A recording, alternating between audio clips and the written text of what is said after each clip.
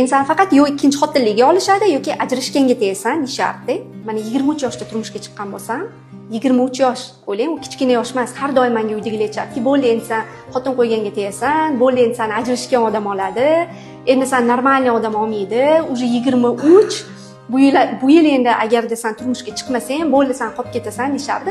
Lekin menga har kuni ikkita yoshdan so'chga bo'lardi. Hamma yoshlarga o'xshab men ham qaror qabul qilishga qo'rqqanman. Menda ham bo'lgan, menga ham yoqqanlar bo'lgan, yoqmaganlar bo'lgan.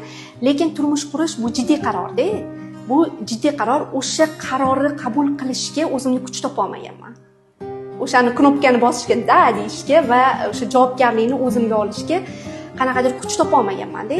Kechasi bilan 40 rakat namoz o'qiganman. 40 rakat namoz o'qiganman-da. Alloh bilan gaplashganman. Allohim deganman, "Sen meni yaratgansan. Nima uchun yaratganingni o'zing bilasan. Kim uchun yaratganingni o'zing bilasan. Meni juftim kimligini sen